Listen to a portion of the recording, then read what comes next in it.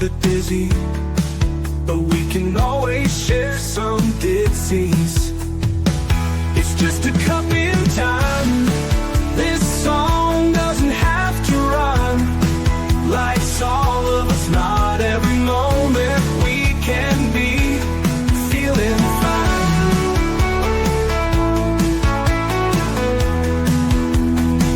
I wanna share a moment, just a second if you will, maybe even a cup of thrill. We could share this performance. It's tea time, come sit with me. Well, welcome, guys. Miss Liz is back. That's right. We had an incredible afternoon show this afternoon. Check that out, Brad C. Anderson. Tonight, I have the incredible Paul Zohab in the house, and we're going to talk about marriage and communication. We're going to talk about relationships. We're going to talk about his tea, and his tea is yes and seems. That's right. We do not serve a beverage in this house. We serve words, storytelling, and we bring teaching, education, awareness to the table. So for everybody, you know how Miss Liz works. We get everybody over to YouTube, Spotify, TikTok, LinkedIn, all of those good platforms. Give those a like, subscribe, and follow, and get these tea times out, because I guarantee one tea time will resonate with someone out there. I want to thank everybody for tuning in and supporting Miss Liz throughout this season as well. We are coming almost to the end of the season, so stay tuned and keep checking out these tea times, because there are incredible guests that are lined up until the end of December, so check that out. So let's get started with disclaimer and then an intro, and then let's get Paul in here and let's spill some tea. And today's tea is yes and seems. That's right. It's a different type of tea. Disclaimer for Miss Liz's Tea Time live show. Miss Liz's Tea Time is a global platform dedicated to sharing real life stories, diverse perspectives, and meaningful conversations that inspire awareness, healing, and connection. I, Miss Liz, is going live using StreamYard. Before leaving a comment during the live broadcast, please grant StreamYard permission to display your name at StreamYard.com. Please be advised that all the content brought forward during any Tea Time show is presented in good faith. However, discussions may include opinions, beliefs, and perspectives that do not necessarily represent the views of Miss Liz or the Tea Time platform. Information shared by guests is based on their own experiences and is perceived to be accurate at the given time of airing. All guests, viewers, and participants are responsible for using their own good judgment when considering any action or decision that may relate to these discussions. Some episodes may include sensitive topics, including but not limited to trauma, abuse, grief, mental health, and other emotionally triggering subjects. Listeners' and viewers' discretion is strongly advised. Tea Time with Miss Liz is an open discussion forum designed to offer insight, inspire awareness, and create connection. It is not a substitute for professional, medical, legal, or therapeutical advice. If you require professional support, please seek assistance from qualified professionals or trusted resources in your area. If you have any questions regarding this disclaimer or the content of this discussion, you are welcome to contact me, aka Miss Liz, directly on my email at bookingmissliz@gmail.com or visit my link tree at Miss Liz's Tea Times. By choosing to participate in, comment on, or view these live shows, you acknowledge and accept this disclaimer. Your participation is entirely voluntary. I, Miss Liz, welcomes you to join the conversation with an open heart, and if at any time you feel this platform is not right for you, I respect your decision and wishes and welcome you back whenever you are ready. Tea Time with Miss Liz is serving truth and awareness one cup at a time. Well, I want to welcome everybody back to Tea Time, where honest conversations become the bridge back to connection. Tonight, we open the door to one of life's most important rooms, our relationships. Joining us is Paul Zohab, MED, a seasoned relationship and communication coach with more than 30 years of experience supporting couples and families through moments of breakdown and breakthrough. Paul began his work as a domestic abuse counselor in Central Virginia, offering healing where trust had been shattered. Today, as the founder of Marriage and Communication Coaching in Tucson, Arizona, he guides couples through marriage coaching, prenatal counseling, parent-teen communication, and the painful reality of infidelity and divorce. Paul teaches that love is not just a feeling, it is a skill, one that can be learned, strengthened, and restored. His message is rooted in compassion, accountability, and practical communication that rebuilds safety, respect, and intimacy. So grab your cup and let's dig deep into this tea time as we welcome Paul Zohab to the table. Let me get Paul in here and let's spill some tea together. Welcome, Paul. Thank you for having me. I look forward to this tea time. I look forward to it too because relationship is something that I like to talk about. Mhm. So, Paul, let's get Mhm. started with you as a young boy first, and then we'll get into the coaching relationships. Who was Paul as a young guy, and who's Paul now? If I could characteristic, I have been committed to making a difference in the world for as long as I can remember. Um, I typically would put my life where my mouth is. And that took me on a quite interesting journey. I just was unwilling to accept the world as it was presented to me. And I always look to think outside the box. In fact, I'd say sometimes there's not a box I don't like to think outside of. Um, and it helps because I'm in the Myers-Briggs world, I'm an intuitive and I love the biggest answers I can think of. And I keep on generating new ones from time to time. I I grew like up in that. New York City, you know, uh, 75 years ago. Wow. Let's not say that. So, Paul, in your time of 75 years, you've worked in this business for 30 years, but as as you age wonderfully, I would have never guessed 75, but at 75, what have you learned about relationships? Well, the first thought is that, we don't have an operating system for relationships, an OS for US. Um, my parents were wonderful people. However, their models of operating system was from the 1930s. They were teenagers at the beginning of the 1930s, then they went to college. And they were the children of immigrants. And so we adopted a lot of the models of relationships from way back when. But now we're here a century later, and there's a whole brand new game. And we understand that children tend to figure out relationships by watching us. And sometimes that's a good idea, but often it's a tragic idea. Um, for instance, domestic violence. I started out as a domestic violence counselor, and there are families with generations of alcohol abuse and drug abuse, and grandpa beat grandma, my father beat my mother, and it looks like I'm heading that way too. So there's a whole generational aspect. And after a year or two of creating classes for perpetrators of domestic violence, I had a moment where I said, how about I prevent it rather than treat it after the damage is done? And that began that search for what if present would make the difference. And along the way, I became a professional chaplain, hospital, community, and also hospice chaplain. So I've been looking at the world through God's ears and my ears, so to speak.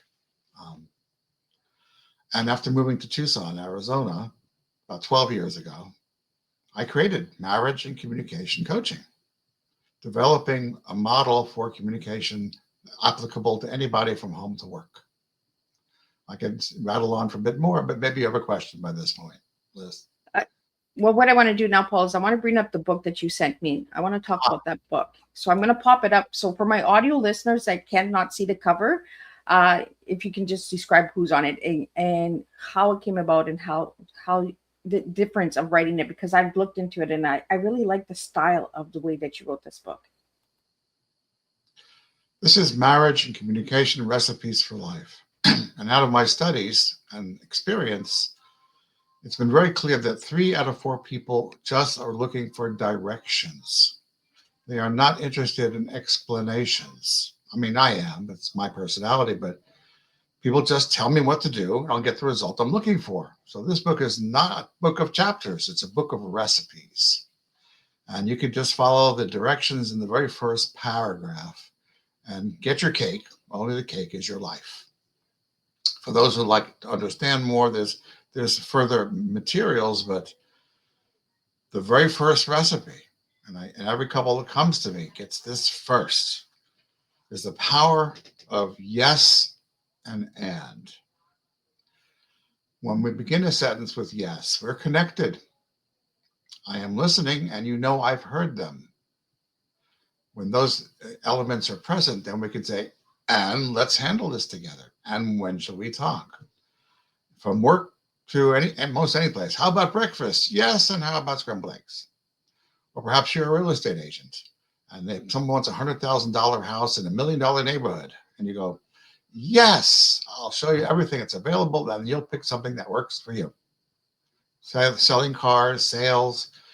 Basically, your yes establishes a connection, an affinity that is the basis for pretty much any conversation. You really don't need to be in an argument longer than it takes to say, yes, let's take a break and start over again. Some people like to dramatize their unhappiness, but most people do not. And so whenever you have a breakdown in your connection, the first one that's noticed it gets to say, yes, this is important. When can we talk about this? Yes is the magic can opener of communication. And the word and is my favorite word because and opens up the future. I mean, yes, there's dogs and cats and brothers and sisters and peanut butter and jelly. But when you say and with a rising inflection, you're invoking thinking and thought. And you're creating the future in the moment.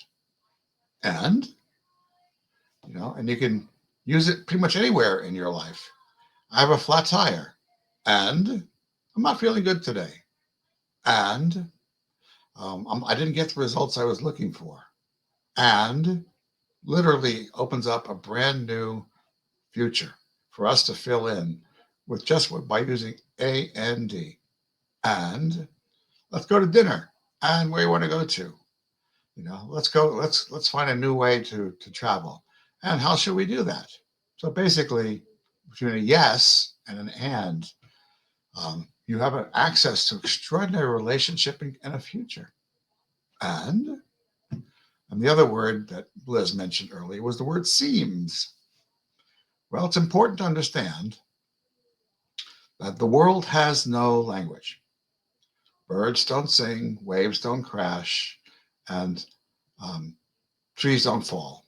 Fall, crash, and sing are all words that human beings added to our experience of being alive. Something happens, and then we make up a word about it. So if we're talking like we are right now, inevitably anything we're saying is an interpretation, which is terrific news, by the way, because if you're locked into a interpretation, you can pick a new one, another interpretation that gives you access to more life. For example, and then Liz can ask a question or two.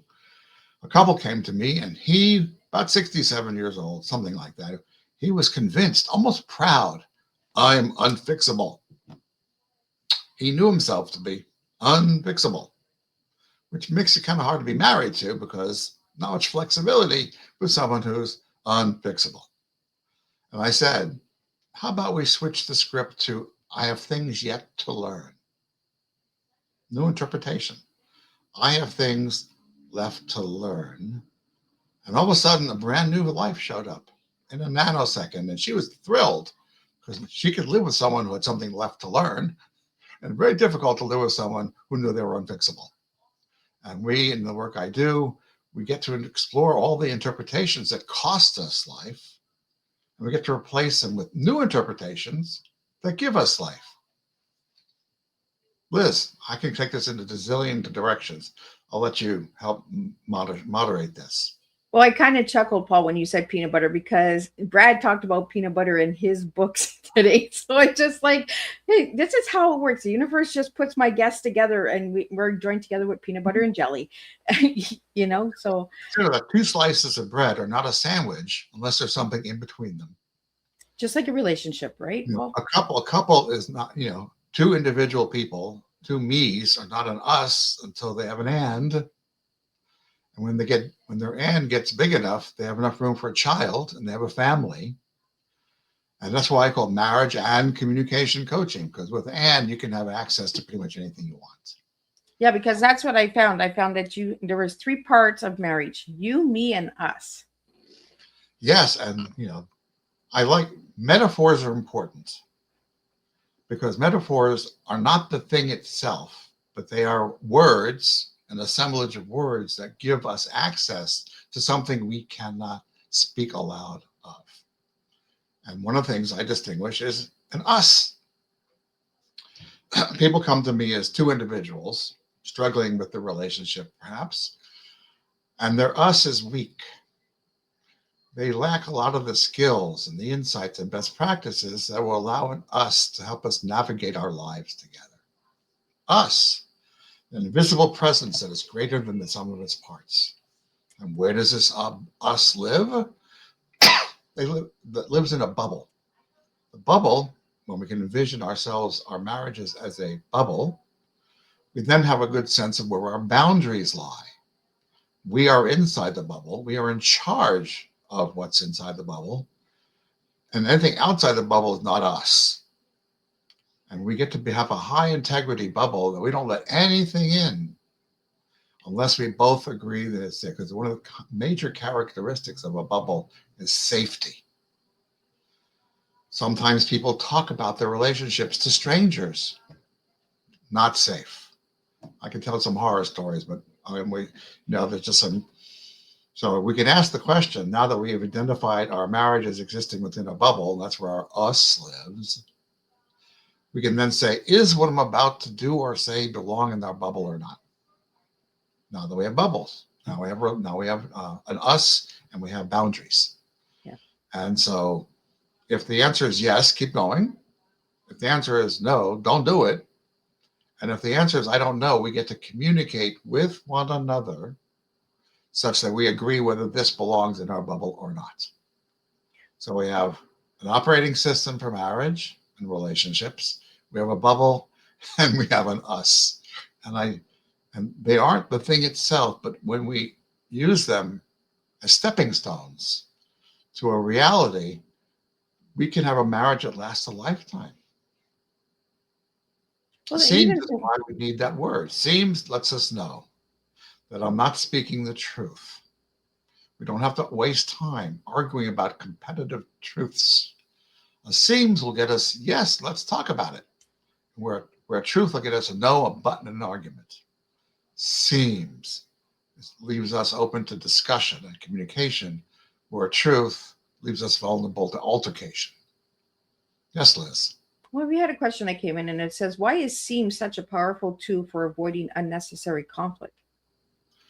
Well, since we are now aware that the world has no language and we human beings use language sometimes to our detriment, seems helps turn off the truth app. When I say something to you, I am aware that your mind is going, is it good? Is it bad? Is it right? Is it wrong? Do I agree or do I disagree? Automatically to validate what I'm saying, well, it's valid or not.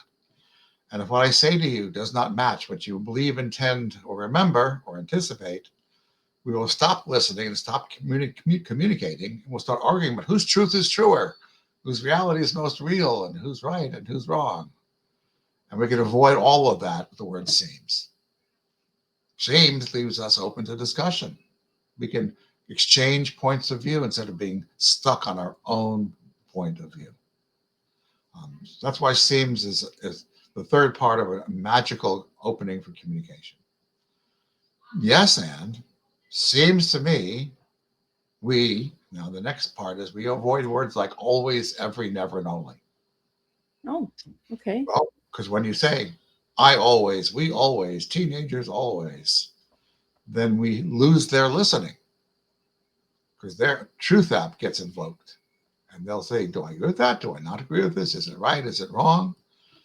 In our bubble, we want to maximize the amount of listening available. The more listening we have, the more likely it will be that we have communication. And always, every, nevers, and onlys distract the quality of our listening. And for that, we need the word tends to. 5-letter word. Seems to me will tend to leave us in communication. We'll bypass the minefield of distraction. So we have yes and, seems to me, we tend to, will open up the gates of communication. So these are the rules of the road, so to speak. How do we communicate inside our bubble? with each other, to our children if we have them. And these tools are equally valuable outside as well. But inside our bubble, we don't get hung up on things that sound like the truth. Well, it seems to me this might be a subject for us to talk about. Seems to me we bring up the past a lot. Seems to me that whenever we try to talk about this, we get into an argument. All those are communication openers, whereas the truth tends to shut it down. Um, one more word we get to be responsible for, with this basic toolkit for communication, is avoiding the word you. As children, we heard, you sit down and eat your dinner. You clean your room. You do your homework. You turn off the TV. We have a diet of you-ishness from our preachers and teachers and coaches and communities, which leaves us as adults sensitive to hearing the word you. It evokes defensiveness and finger pointing. So the workaround for that is one of us. So when you put the four elements together, it seems to me that one of us tends to reliably opens up an opportunity to communicate. One of us. It's one of the easiest things to learn. Some of them more difficult, but we want to avoid all the minefield of distraction. If you say, oh, well, you do this, I always do this. No, you do this. We will lose listening. We will lose communication, and we will lose our marriage. In the bubble, this is how we communicate. This is the rules. Of course, you can take it outside as well. But in our marriage, we always have communication. We avoid distraction. Yes, Anne, seems to me one of us tends to opens up the ball game. Well, you have another question here for you for the yes. How does the yes and the technique shift emotional dynamic between couples? I don't think I'm saying that word right. Well, Dynamic. Yeah. Yes means we're connected. I'm listening and I hear you. So, and it's also useful as a first aid for angry, upset, and irritation. People come to you, Liz, and say, Liz, you're a total fill in the blank.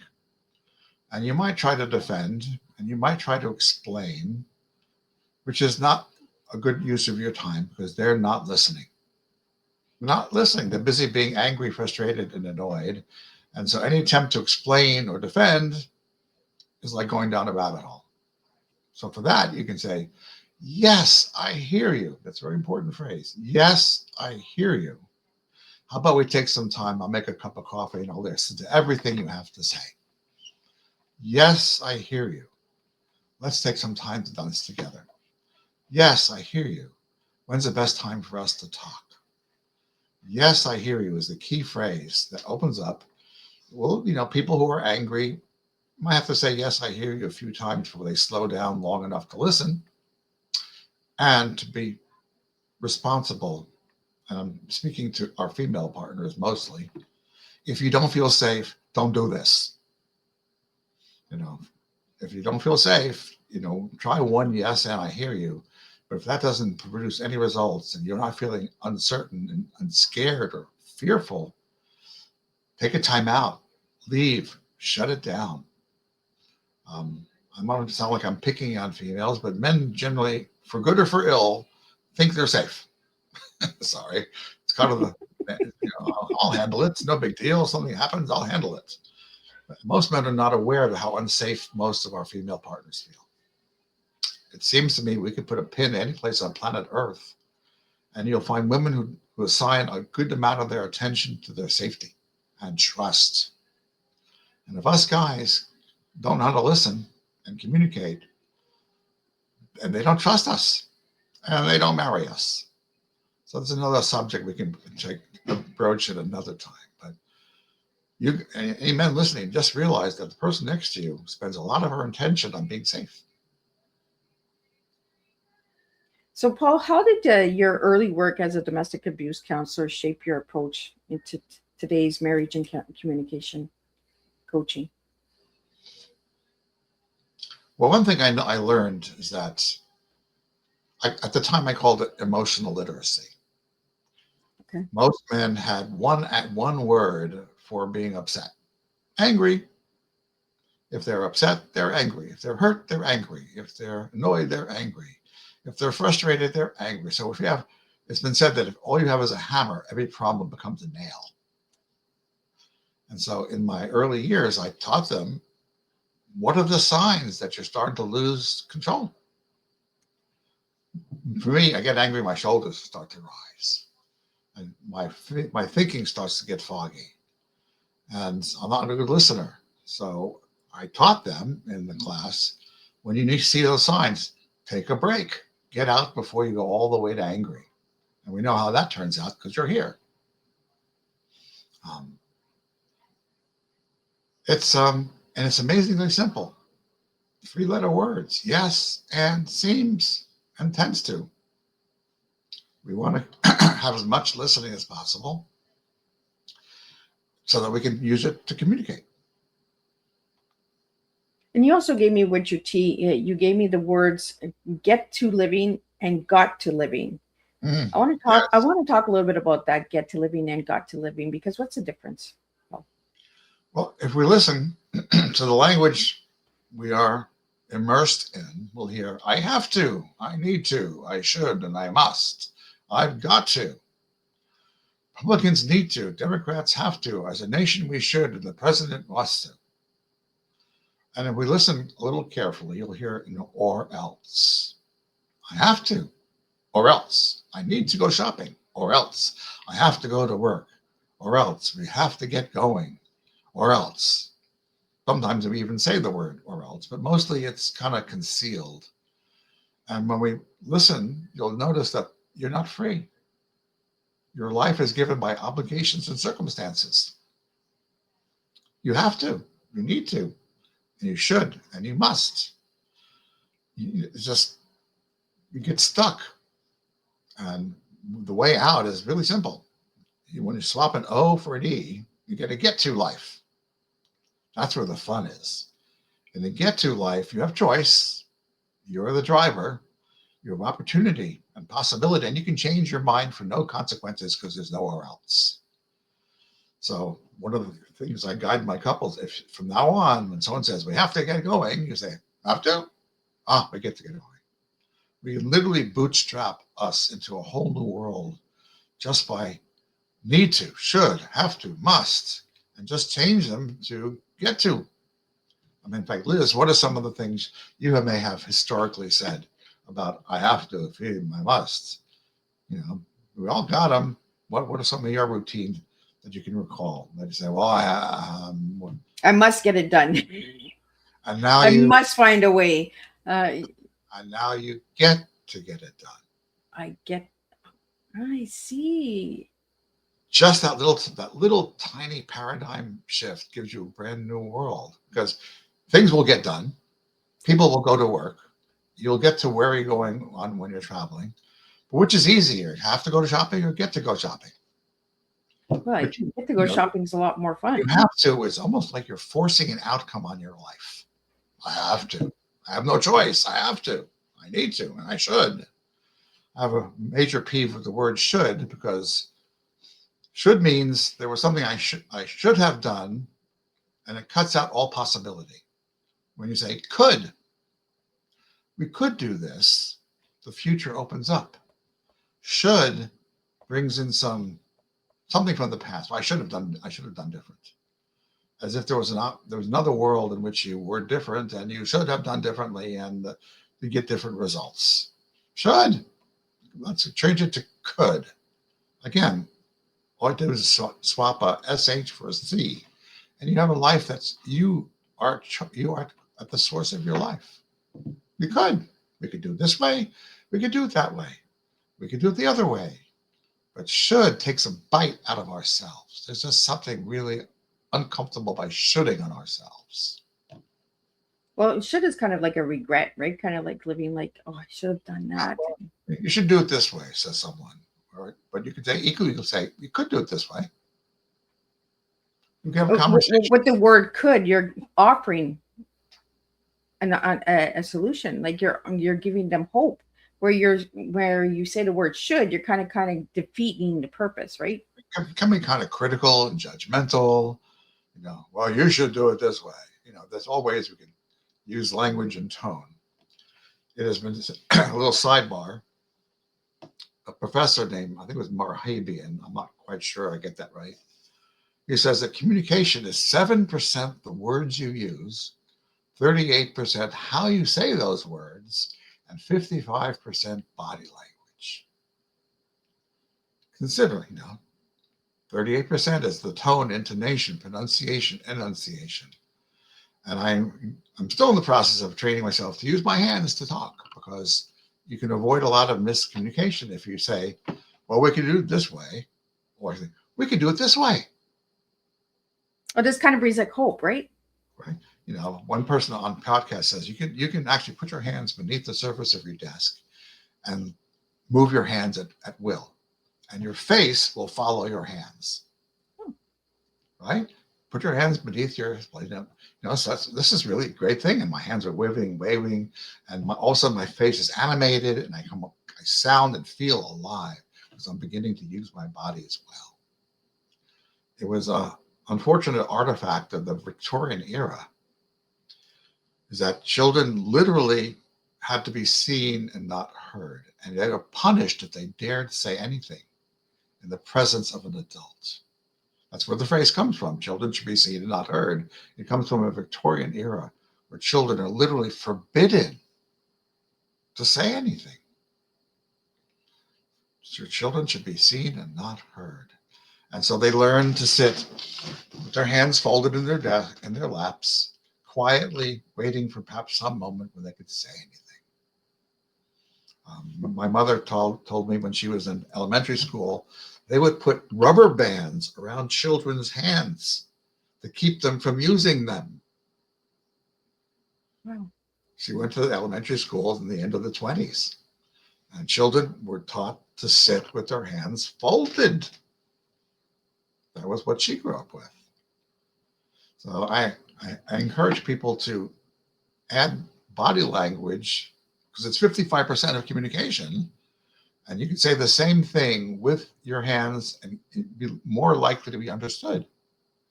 I think we should do this plan. Or I think this offers a lot of possibility for our plan. And you don't have to argue about what you meant, because it sounded and looked like it, what you were saying. Yeah. It's fascinating. Mediterranean couples, Italians, their hands are always moving. But some of us, the Northern European variety, we're just, bachelor farmers. Our hands are stuck to the sides because I grew up with that saying, be seen but not heard, Yeah. And it took me years to find my voice because I was always be seen but not heard. So when I spoke, I always felt like I was at fault. It took many years for me to understand that my voice was okay to be heard. There's all kinds of historical mischief. We all are familiar with the phrase, it's a rule of thumb, which comes from some place in previous centuries where a man was not allowed to beat his wife with a stick wider than his thumb. Think about this. Rule of thumb. It was probably feminism of the 17th century. Who knows? Otherwise they could do any kinds of mischief. But a man was then forgiven to beat his wife with a stick wider than the width of his thumb. And that phrase is still around till today. There's a lot of historical language. In the domestic violence world, I just pointed this out today. Remember, because this is the day, if you go away, this is the day that I die. Remember the rock and roll song? You say you're going to leave, but that's a lie, because that'll be the day that I die. And if you look a little closely, you'll hear that she becomes responsible for his survival. If you want to leave, if you leave, I will die. So don't leave. It's a manipulation that turned into a rock song. I love language, in case you hadn't noticed. And if you look, some of the lyrics of the songs that were popular at one time, it can be horrifying. This is what we call music. That'll be the day that I die. Yeah. Listen to the lyrics of these words that we hear on Top Something Radio. I always say it, Paul, like when I listen to a song, it's the lyrics that grab me. It's Mm, the words that you're using. The beat and the sound and the harmony afterwards is a side note, but the words that you're using in those lyrics mhm. is your story that you're telling, because lyrics is a form of storytelling as well. Then the harmony comes in, and that's where the added, it's almost like the bubble, right? It's who you sharing your bubble with. Mm. As a matter of fact, we get to be very careful that not only we have a bubble of us, we have the bubble of us as individuals. You have your me bubble inside the us bubble. If you don't nourish yourself, you're not much good to us. And women, not only women, have to sacrifice their well-being for the sake of us. They become people pleasers and other things of that ilk. And after a while, they forgot. I used to do art, but I don't do that anymore. I used to like to dance. I used to like to crochet. But since they're busy devoting their time to the us, they forget their me. And the first session, I said, what are your pastimes? Whatever it is, make time for that. I want to get into a topic that I haven't had very much on tea time, Paul, and that's infidelity and cheating. I have a Mm, lot of listeners in baby boomers and that, and we've all, most of us have experienced some form of infidelity or cheating or mistreatment. So let's talk a little bit about that, Paul. well, the first thing for us to understand is that infidelity is a symptom, it's not a cause. It's a symptom. And once we ask the right question is, what it is a symptom of? Because that's where we go to work. We don't want to play whack-a-mole with the symptoms. We want to get at the cause. And two of the biggest causes we may find out can be found in Gary Chapman's book, The Five Love Languages, which many of us have heard. If not, get a copy. It's brilliant because people feel loved in slightly different ways, Gary Chapman teaches. For some people, there's gifts and there's quality time and acts of service and words of affirmation and there's physical touch. And he said we have all five love languages, but the significance can vary widely from one person to another. For example, my spouse loves to change the sheets on a weekly basis. On my own, I might take an extra week or two before I change the sheets. And certainly when I was younger, it would go, oh, that's clean enough. However, since I know that her main love languages is words of acts of service, that's one of the love languages. My us, since I've educated our us, jumps in and says, speak her love language. She will feel loved by you. You'll expressing love to her. And at the end of the day, we are more together. So people get to learn their love languages. And by the way, when she says, thank you for stripping the bed, I feel loved because words of affirmation and appreciation are my love language. It can be easy as learning the language that leaves us most loved and connected. And it has happened. A guy calls me up one day and says, there's something wrong with my wife. And I'm listening. He says, well, it turns out that he's busy paying attention to business while she's looking for someone to play with, someone to listen. And he kept on declining her invitation. Let's go to the gym. Let's go out to eat. Let's do this. Let's do that, which led her to be vulnerable to find someone else to play with, which he noticed and called me up. So a lot of the mischief of infidelity shows up in simply misloving one another, being out of sync. Um, People also, there's the love language of physical touch. And the most useful word there is language. Sex and intimacy are dialects of a much larger language. And there's an article which I give to the called the Importance of Being Held. And you find out that the rest of the dialogue has to do with a lot of hugs. It balances out the nervous system. It allows people, that the researchers have found that the average hug Length of a hug between two people is 3 seconds. 3 seconds. And but when a hug lasts for 20 seconds, there's a therapeutic effect on body and mind. Relax, feel safe, calm. So the first thing, and it comes up in the first session, when you come home, hug. You want to transform life out there to life in here. A nice long hug with your children, if they're there, will ground you. No matter how bad a day you had, balance out the nervous system. The importance of being held. You can find that article online. And infidelity shows up when people who like to be hugged aren't hugged. People who like to be appreciated are not being appreciated. And the guy who was busy doing his business thought he was acts of service. I take care of this. I take care of that. Can't you see how much I love you? But she couldn't hear that because she wanted to be appreciated and have quality time. So one of the symptoms of infidelity comes from just not knowing how to love them and them not knowing how to speak your love languages. The other element, we got time yet, I send people to 16personalities.com. Okay. 16personalities.com. And you'll take a quiz there without overthinking the questions, I point out, because there's people like me, I can find 3 right answers in a multiple choice. Don't do that. Go to 16personalities.com, take the quiz, you'll get a report. And from that report, you will learn how differently people process life. For example, some people are introverts and some people are extroverts. Introverts don't appreciate much of a social life. I spend 90% of my time inside the 4 walls of my house. I'm self-generating. And when my spouse and I go out to dinner with other people of our generation, sometimes it's so loud that I have to leave the room and come back in 50 minutes later. As an introvert.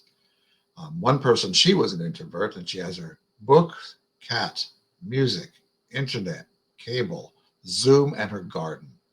And she can completely live her life. She probably works out virtually from home now. But then there are people who are social. They get energy from social interactions. They have a lot of friends. They like to spend time with friends. And they come home with more energy than when they left because they got energy from social interaction. One person was here, 99% extrovert, who sings in a rock band. Heavy metal rock band. Go figure. I don't get that. That's not my generation. I'm a classic country girl. Jefferson Airplane. Joni Mitchell, yay. But he was an extrovert and he just loves the energy from being out there in front of people singing. And it's important. Like one couple, they were 24 years old, both of them, and she was very extroverted. He was very introverted. And she said, come meet all my friends. I want to show you off to all my friends. We're in a relationship. And he's going, But now they have a solution. With 2 cars, she goes and hangs out with her friends for an hour. He shows up for about an hour and goes home. So it's not an either or, it's an and life. Once you know the rules of the road. If you're married to an extrovert, you just expect that they'll want time to spend with their friends. And they know you're an introvert, you probably come home and chill to regain some of the energy you put out over the course of the day. I or E. But then there's N or S. And S are sensors, also observant. They follow policies and procedures and rules and regulations, manuals and recipes. They're focused on how to do it. Like my book, Marriage and Communication Recipes for Life, is a how-to manual. They do not particularly like long explanations because they just want how to. And then those of us who are like intuitives, which is like me, perhaps you, we love the biggest answer we can come up with because we're committed to a world that works for everybody and we're continually in an inquiry. What is present would make the difference? And I've done since I'm as far as back as I can remember. Um, and so an example, an illustration of how this can work. It's an old joke where mother and daughter are making brisket together. And the daughter notices that mom is cutting off the ends of the brisket. And the daughter, being intuitive, wants, Mom, why do you cut off the ends of the brisket? And the mother said, well, that's why I learned it from my mother, because she follows recipes. Let's go ask Grandma. Grandma, why do you cut off the ends of the brisket? Grandma said, well, the pot was too small. So mom just wanted to know how to. The daughter wanted to know why that way. And my mother was always frustrated. My grandmother would try to write down a recipe and always leave something out. Um, so we get to be aware that there are people like, well, for instance, my spouse shops with a shopping list. She wouldn't go shopping without a shopping list. She wouldn't go shopping without a shopping list. And she's got it, get it, gone. I am into the experience, the exploration, and the joy of shopping, which takes longer, but it's a lot more fun. I go shopping for fun. And there have been times when our shopping list was long enough that we would go to Costco with 2 shopping carts. She's free to accomplish the list. And I'm free to explore. And, oh, that chicken looks really good. We'll have that for dinner instead tonight. And you get free samples as well. And you get samples as well. So I'm into like, oh, it's on sale. 2 pounds of strawberries for a cheap price with new product. And Costco is probably really good for people like me because they always have something new. Absolutely. I love it. But my spouse has got to get it gone. She'll call me from the other end of Costco saying, I'm complete. I'll meet you at the shopping. Meet you at the checkout stand. I say, yes, I'll be there in 5 minutes. It's not either or, it's an and. I'll choose a restaurant that she likes. She'll choose a restaurant. It's not about the food, it's about the quality time, my love language, that we'll have together. So essentially, with a robust us, we have enough for everybody. When we grow our us, we have access to extraordinary vistas of life. And for those who are younger than we are, when the us is big enough, that's when you had children. People say, is this a time for us to have children? The answer is grow your us. The moment will arrive when you can bring in children to the world. To bring a child into the world before our us, well, there's a lot of bad movies on TV when that happens, right? A lot of domestic abuse and violence and other misbehavior. So grow your us, and the world is yours. Us, living inside your bubble, with an operating system like yes, and, seems, got to, get to, and a number of other things. Life inside of five mess sessions of about an hour and a half. You'll make it to your 50th wedding anniversary, or you'll know with no regrets why not. Sometimes it's a not, but you always wonder, well, should I have done this or should I have done that? Well, once you go through this process, not only do you learn all these skills, insights, and best practices, but you'll find a way back to each other or wholeheartedly moving different directions. Well, when you wrote your book and you wrote it like a recipe book, and I like the flow of it because it's different, and I like different. I'm that kind of girl that just likes different. When you wrote this book, did your wife help you write the book? Not directly, but I learned a lot about marriages by being married to her. For example, not too long ago, we figured out that when she says the word now, and I say the word now, it's not the same thing. She says, the dog's on the leash, the coat's on my back. You said you wanted to leave. Let's get going, says she. And I'm still like thinking things out and going to the bathroom and grabbing a snack or whatever it is. So how do we handle that? Well, she says, we're leaving in 15 minutes. Be ready. That's how easy it is. Once you're aware of each other's personalities. To go back to the Myers-Briggs, there are people who think and analyze first, and people who tend to feel first, broadly speaking. For those of us who are aware of there are people who, and I'm one of them, and there's a percentage of strength for all these letters, by the way. Something happens. I don't stop to feel for it first. I stop to think about it first. And many of us thinkers, letter T, will marry a feeler. And we're attracted to people who have a broader spectrum of color to live their lives. We're kind of intellectually, cognitively, and logically oriented, looking for solutions and processes and procedures and plans. So we're attracted to that bright person. Oh, they got something I want, as they get together, but then they would get married and they kind of forget about it. It has happened that sometimes a thinker will try to argue their feeler partners out of their feelings. Why do you feel that way? It's only a yes or no question. What's the big deal? And your feeler spouse feels like you don't care about her or their feelings. And your relationship start going down the rabbit hole. T or F at a percentage. The last letter pair, before I forget, is a J or a P, judger or perceiver. And I don't know why they call it that, but there are people who are highly organized. They like to know as much as possible, get things out of the way as soon as possible for them to feel confident and safe. My spouse likes to park the trunk before we leave in the nighttime. Once I said, listen, we can pack the truck at 6:30 in the morning. What's the big deal? But I know that if we pack the trunk at 10 o'clock at night, she, not a morning person, I will admit, will just get up, throw clothes on, get in the car, and I drive away. She has a shopping list. When I say, let's go somewhere, I don't do that anymore. I'll say, let's go to the park. And she knows shoes or no shoes, hat or no hat, sunscreen or no sunscreen. Can we take the dog? Is there a patio we can go to lunch together with the dog? Because the more she knows, the happier she is to have quality time with me. So once you're aware of how to love them in their love language and how to speak into their world, life happens. You can't say anything to anybody unless you know who's listening and how they listen. So, Paul, what was your favorite recipe in this book? It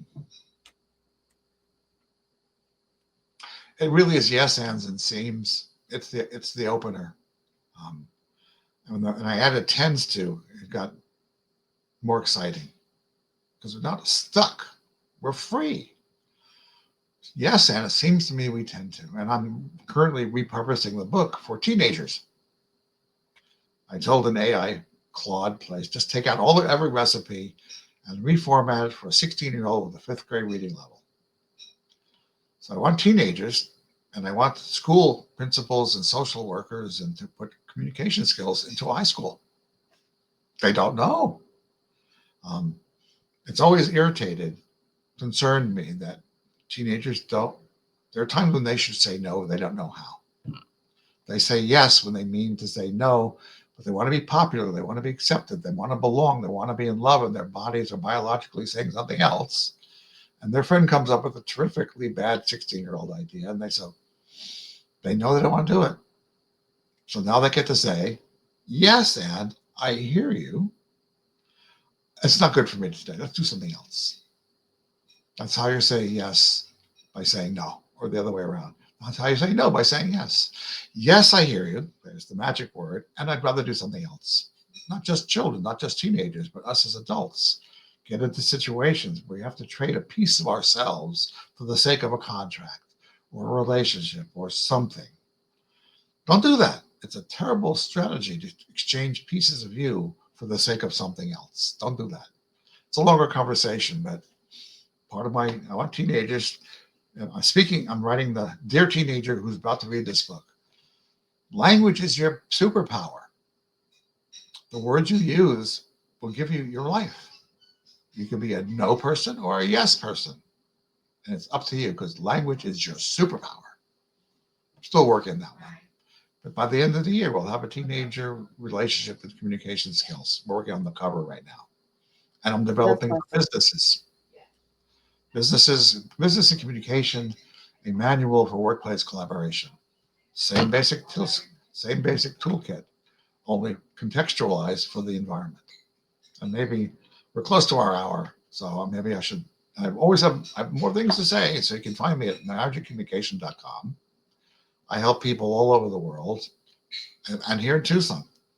I promise you, in 5 sessions, it'll be money well spent, and you'll have a life. Because divorce is expensive, coaching is cheap. Try that first. So, Paul, do you have any workshops or any new books? Like you said, you're working on the team book, but do you have any other books that are coming out soon? Or? Well, the business version, because a team at work is not that different from our family at home, right? I really emphasize the role of the team leader because they get to be aware of the ROL, return on life, of all the people that do the work. Return on investment is fine, but when you blend it with return on life, you might want to know whether they're there for a paycheck or because they're aligned with the mission of the company. And most of us will fall somewhere in between. But if they're just there for a paycheck, showing up because they have to, need to, should, and must, it'll impact your productivity and your performance of your work. So that'll be emphasizing the role of managing the space of the team with the same skills, yes, ands, and seams, and honoring and respecting anybody with any personality type to blend it into a team that is extraordinary. Paul, I have a question for you. What Please. is a communication myth you wish everyone would stop believing today? Say this again. A communication myth you wish everyone would stop believing Myth. today. Oh, well, people think of love as a thing when love is an experience. Think about that. Under certain circumstances, listening, honor, respect, love spontaneously is the experience of a marriage. And people say, well, I love you, I'm in love with you. And it's almost like there's a store there, you can buy a pound of love. But love isn't a thing, it's an experience. And once we know that, then we can take the actions, the ways of being and acting that allow us to wind up with experiencing of love. It's not a thing, it's an experience. When you do it right, you get it. And what's one phrase that couples should be using? Not should, could be using. Let's use. I got the good. See, I caught myself. Could be using. Rain and space falls mainly on the plain. Those of us remember My Fair Lady. Yes, I hear you. But take it from there. Whenever your us begins to be distracted or just distorted, the first person that notices, yes, let's take some time on this. You don't have to be down the rabbit hole longer than it takes to say yes. Yes. Yes. See, I caught myself. I said the word should, and then I caught myself with the could. See, I learned as I was listening tonight on tonight's tea time. So, Paul, any final messages that you'd like to leave with the listeners out there? And then I'll wrap it up. What I do isn't really counseling. It is really coaching. Some counselors hang on to couples for like months and months and months, and they get what they get. But you will learn the skills. You'll have a dashboard for marriage. Skills, insights, and best practices. And at the end of the day, your us is very comfortable in your bubble. It's easy. It is not hard. Save time. Yes, seems to me one of us tends to. And you're on your way to communication. Well, thank you so much, Paul. It was a pleasure having you on Tea Time. I'm just going to do a wrap up of what we did tonight. What a sincere and grounding conversation. Paul, thank you for reminding us that strong relationships are not built on perfection. They are built on honesty, courage, and communication. You showed us that healing is possible even after betrayal, misunderstanding, or seasons of distance. Tonight's Tea Time reminded us that forgiveness is not forgetting. It is choosing freedom. That connection is not automatic. It is intentional. That love grows when both people are willing to listen, learn, and lead with humility. To everyone listening, may you lead this space, encouraged to speak with kindness, to listen with presence, and to love with patience. Whether you are rebuilding, recommitting, or simply learning, your relationship is worth the effort. Until we meet again, keep choosing communication over silence and healing over habit. And I'll see everybody tomorrow for a special tea time with a surprise guest. So thank you guys all for tuning in. You can find me at marriageandcommunication.com, and I can help pretty much anybody, anywhere they are in their life. I look forward to meeting all of you. Thank you so much, Paul.